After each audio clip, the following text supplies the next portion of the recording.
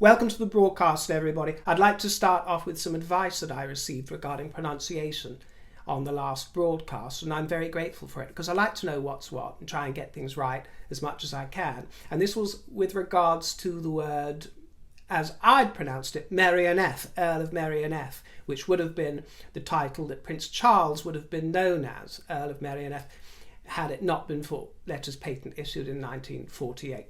We discussed all that on the previous broadcast, but I'd said Merioneth in a sort of very anglicised, received pronunciation, if you will, or what I thought it might have been.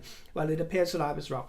And Anne Tinkler, what a fabulous name, by the way, Anne Tinkler said, River, I love your take on all things royal. Welsh pronunciation can be tricky. It's usually phonetic, so... and then she spells out the name in its Welsh form, is read as, and what I think you're imparting is that it is read as Merioneth, but you say the emphasis is placed on, Merioneth. Hope this helps. So we go from Merioneth, my wrong and incorrect version, to Merioneth, and I can only really do it with a sort of hammy Welsh accent, which isn't very good, I admit. Merioneth. Is that how you... Merioneth. Oh dear. I'm just going to get my knickers in a twist, aren't I? Merioneth, the Earl of Merioneth. How do I say it in English? Merioneth. The Earl of Merioneth. Merioneth. Something like that. You know, I took some time to try and find a video of somebody saying the word. All I could find was the astrologer Russell Grant, sometime in the 80s, using the word, and I don't really think that he got it bang on the money. But anyway, I will look out for any more information I can on it, and it's just the kind of thing that I like knowing. So thank you for bringing it to my attention. I appreciate it. And that Earl of Merioneth has only been used by the late Philip and Charles only used it for that 1 year after Philip died, and then it merged back with the crown. So that is still with the crown and with Charles now, although he doesn't use that title. It's with the crown, and it hasn't been reissued to the new Duke of Edinburgh, because Philip, when he assumed and was created Duke of Edinburgh, other titles came along with it. One was this earldom of Merioneth, and the other one was Baron Greenwich, and I believe that those other two titles remain merged with the crown, not reissued to Edward. And that is an example of information that I'm pleased to receive. What I'm not pleased to receive, and this isn't the first time, you know, no offence, my dear, but these sort of comments, please, I beg you, why of all people can't you call her Catherine if the full title is too long? You know, and I have addressed this several times over the last couple of years.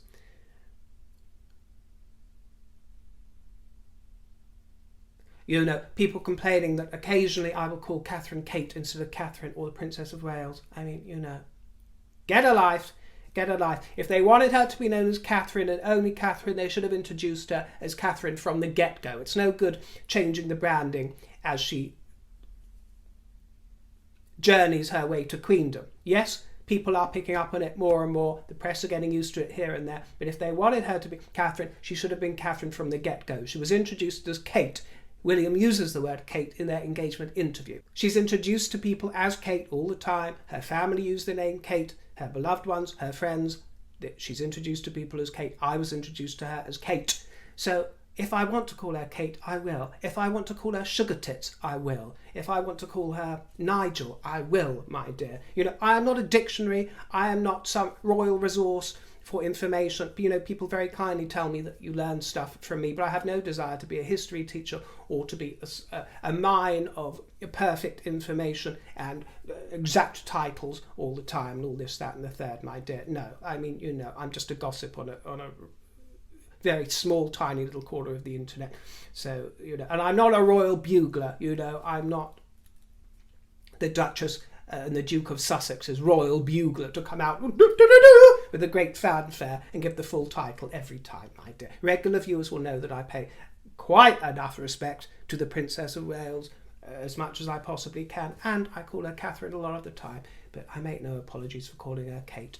And you need to get out more if it's getting on your wick. You need to get out more. You can call her Catherine, Princess of Wales, all the time if that is your want and whim, my dear. You can, but I'll do me.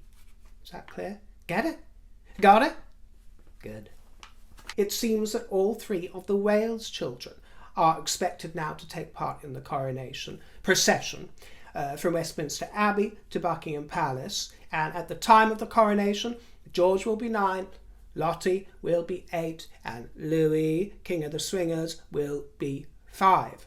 So, they're perfectly of age to be able to attend and shuttle along in a carriage, and they'll be joining Papows, as I've come to know them. The Prince and Princess of Wales, I notice when I write out my notes all the time. I can't be bothered to write this sort of thing. So I write Papow, P-A-P-O-W. Do you think that should become the new... I shouldn't encourage this kind of thing, would it? Well, you heard it first. The Papows! The Papows will be in a carriage behind the King and Queen, who will be in the gold state coach. Yes, this is Cinderella come to life, my dear, but they won't be turning back into a pumpkin or a country bumpkin. These are royals. And the Sussex children are not featured in the plan at this time. But we know everything is subject to change, especially with the Harkles. But at this time, no plans. And speaking of those 2, we had Oprah holding forth, didn't we, again? Just for a moment. Questioned by Gayle King, and she told Gayle on breakfast telly, I think they should do what they feel is best for them and their family with regards to attending the coronation. That's what I think. Very non-committal, Oprah, very non-committal. That's what the bottom line comes down to. What do you feel like is the right thing for you? Yes, it doesn't matter what's the right thing for the kingdom or for the royal family, for anyone else, but for you, Meghan and Harry, what's right for you? And she insisted, by the way, that she had not been approached for advice, because they are often fed information, aren't they? Remember, it was Gayle King who verified that Harry and Meghan were not speaking about Elizabeth and Philip specifically with regards to their unsavoury allegations. It was Gayle King they fed the information to come and deliver it to the world over breakfast time.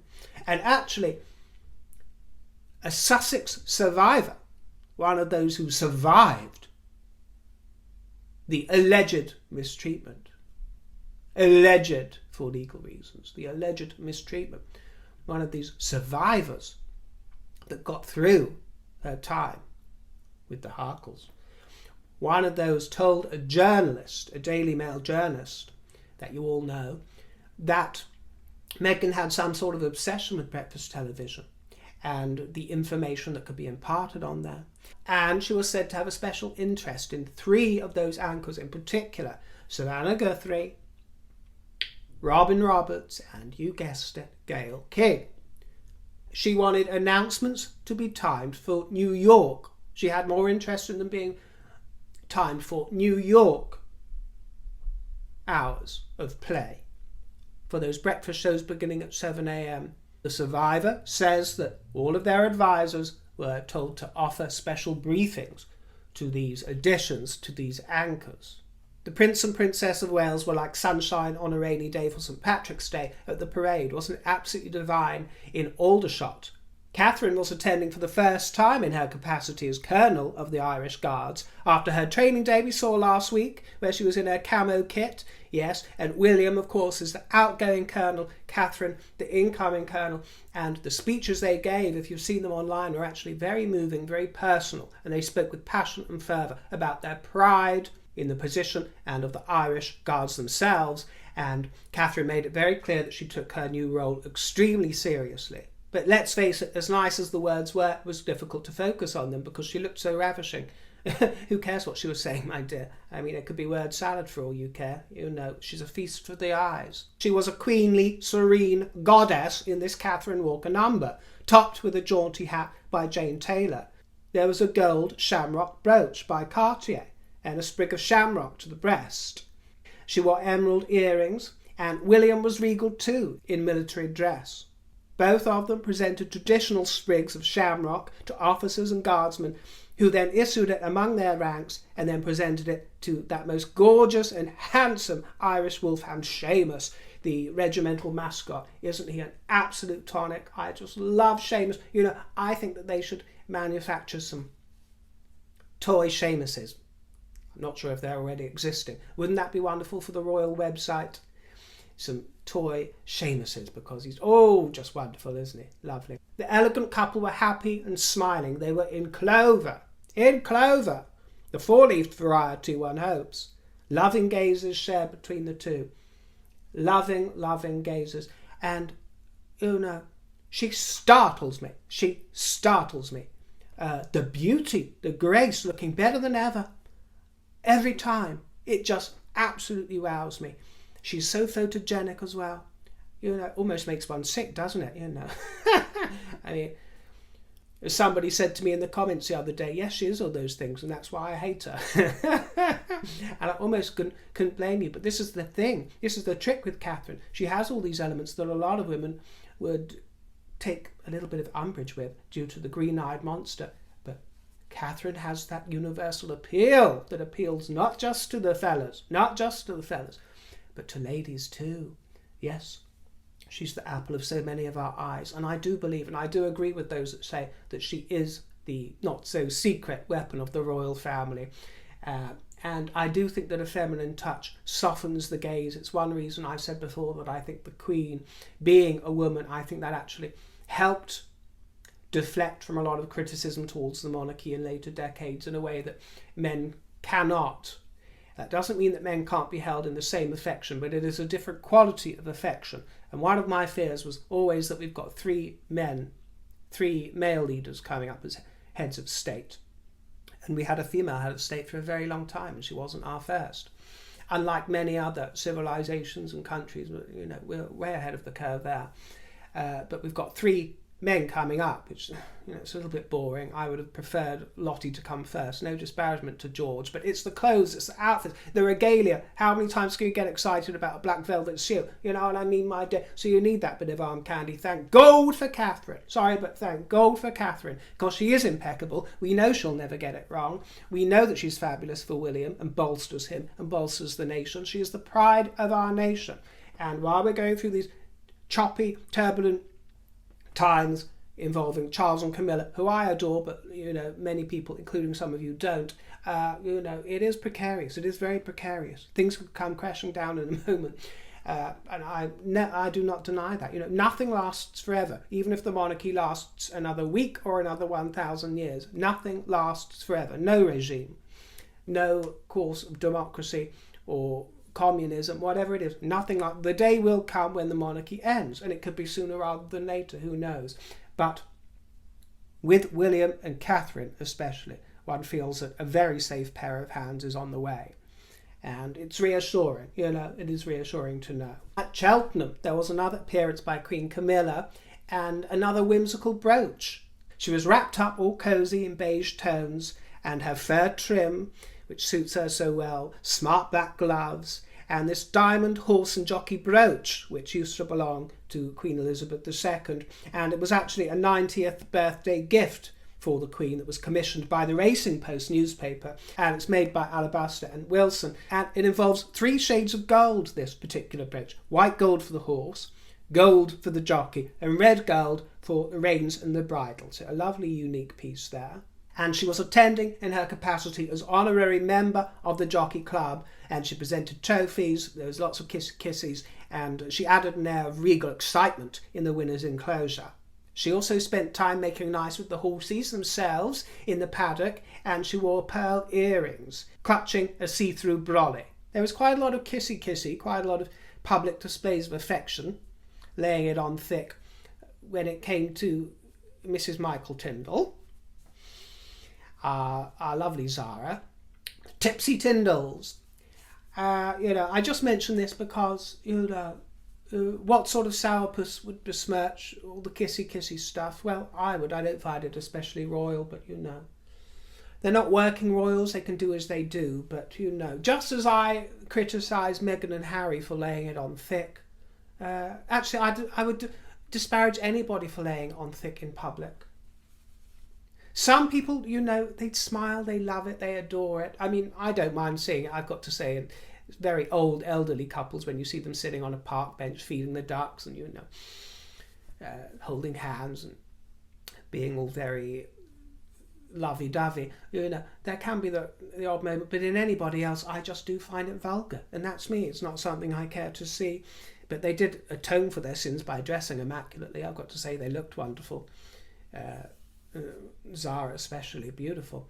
And they came back the following day, as it happens, for the Gold Cup final day. And Michael was in a check suit, and Zara was in magenta and black, which I think looked very sharp. I mean, there's no question about it. They look wonderful. And in fairness to Harry and Meghan, because as I say, I have criticised them for this before, they are certainly not by any means the only royals in history to carry on this way.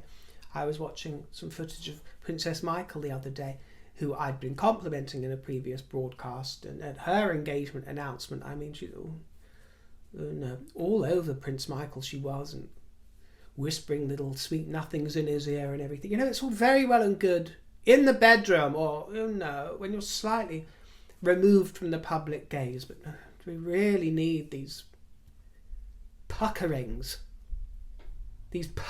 up. You didn't see it from the late Queen and Philip. You didn't see much of it from Charles and Diana. The occasional brush of cheek, at a polo match congratulating them, fine. But to actually be there posing for the cameras, giving the old smackaroony, As I said in the last broadcast, what can I say? When it comes to queens, I'm the bitter old queen type. So, if I'm a sour lemon, so be it, my dear. But all I'm saying is that there is a time and place. Sometime last week, I broached the subject of royal regalia and religion, and I spoke a little bit about religion and prayer. And I want to thank you so much, by the way. I haven't had time to go through all of them. Going through all the comments on one video can sometimes take me, when I devote myself to it, can take me several hours. I'm talking sometimes 5. Because I really do try to read every single comment, and sometimes I have to go back a few weeks later and go through very individually, and it can take me an entire morning, almost fill up a whole day, to really devote attention to it. It was overwhelming. It was so where do I even start?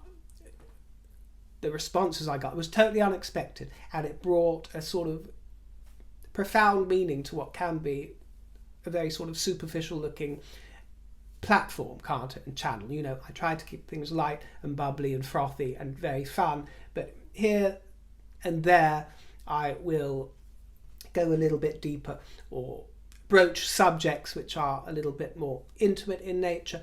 And your input and your comments were absolutely fabulous. Some of them were very, very moving, to see the grief you've been through. Your reflections on prayer were very interesting. I've still got to go through all of them. And I must just make one thing clear, because a few of you praised me for talking about my faith and being a Christian, and I just want to make it very clear that when I spoke about my personal... This is one reason why I don't tend to hold forth too much on that sort of personal thing, because people fill in the gaps, or maybe I say something which isn't entirely accurate. But when I spoke about my faith, please understand, and I won't go into it too much, because again, I think it's also quite boring and indulgent. But when I spoke about my faith, I'm talking as somebody who sometimes has a lot more faith than others. I don't really think I have a faith. Sometimes I have very little faith or no faith. It depends what day you ask me. And also, I don't identify as a Christian. I don't believe I've called myself that on any broadcast. If I have, I take it back. I don't think I have. What I was trying to point to is the fact I was raised Church of England, with learning about Christianity much more than any other religion, obviously. And I've come, especially over the last few years, actually, to be sort of re-charmed by the theatrics of the Church of England and Christianity, and some of the teachings of Jesus. But as I've said before, I think religion itself is man-made. It's an invention of the human mind, and for me, God is not a man, is not a human, and is not a father, is not a sun. These are all man-made depictions, illustrations to point humanity towards an understanding of what is holy. And if you've come to a different understanding and you literally pray to an old man in the sky that's looking down on you with lots of judgments and lots of love and, like a kindly old father, then firstly, I don't blame you, because many people have been raised to think that, just as they were raised to believe in Father Christmas. And secondly, you could be right. Who can say? All I can offer you is my own understanding. And all I can try to explain is that I am influenced by all of those things as well, inspired by all of those things as well. But I wouldn't go so far as to say that I am Christian, although I do take a lot of comfort from our historical link in this kingdom with Christianity, with the rituals, with the traditions, hugely. And I've actually been absorbing myself in those traditions and rituals a lot over the last few years and taking comfort from them. For example, in the run-up to Christmas, I was attending so many different church services and cathedral services and Christmas concerts and carols, this kind of thing, and drawing real inspiration, solid inspiration for them from my life. But that doesn't mean that I would call myself a Christian. Like all of your spiritualities, it's a very complex matter, isn't it? And because I'm having a sort of one-way conversation at this moment with you, it's difficult to really get down into it. So I'll shut up about it now. But I received this question which I have to correct. Donna Jakovic. Actually, River, the king is not exactly Christian. He's all whatever anybody wants him to be.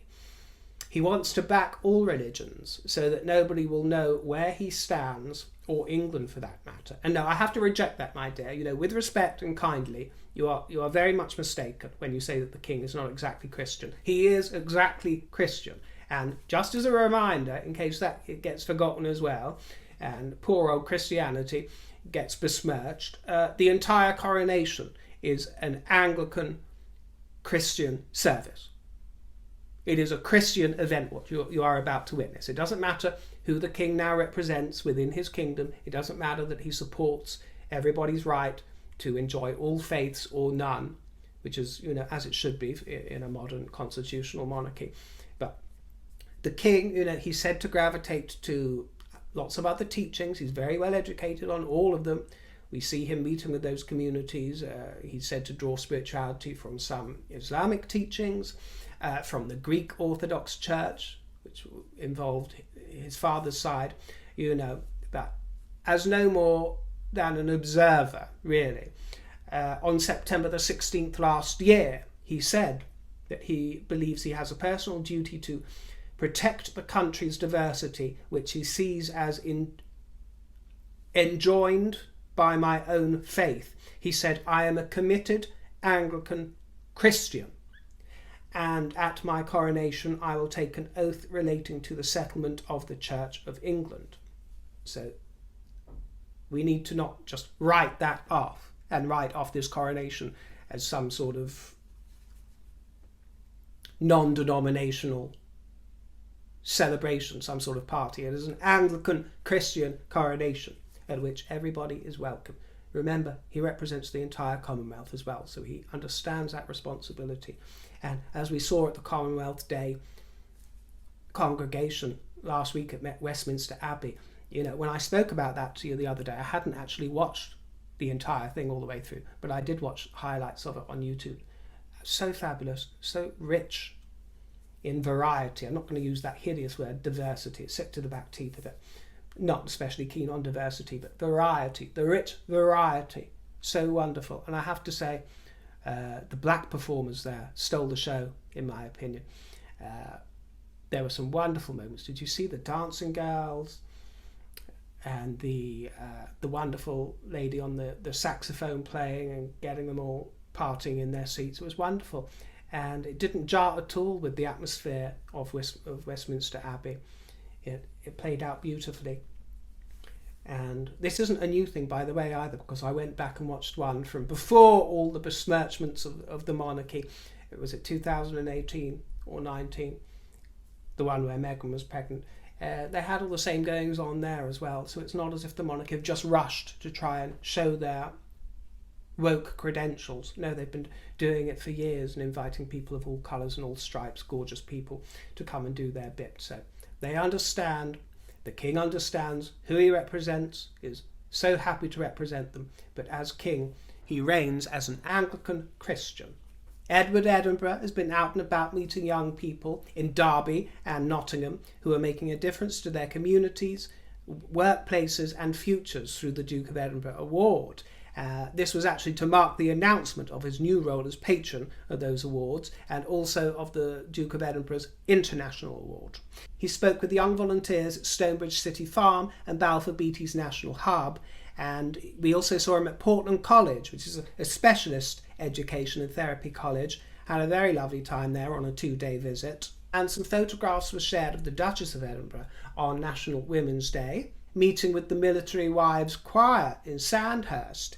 There was singing, there was tea and cakes, there was gossip, and a gay time was had by all, and the charity said it was an honour to host Her Royal Highness and tell her more about the choirs and the work undertaken to connect women in the military community and create a support network through the power of singing.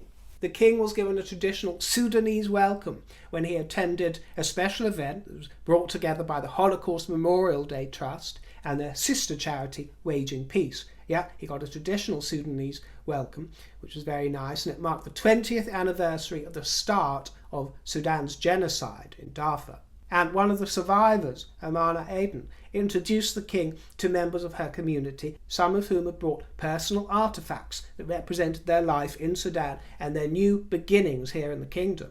And Amuna said, "It was such an honour to meet His Majesty. I am deeply touched by his interest in my personal story and my community at large. His decision to meet and talk with us is a source of strength, and we also see it as a powerful symbol that the suffering we've endured over the last 20 years will not be forgotten."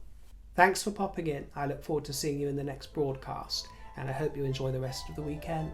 If you'd like to treat me to a little Sunday morning coffee for tomorrow, my tip jar is in the description box below. And I hope to see you very soon. Take care, won't you? Toodle pip, my dears, toodle pip.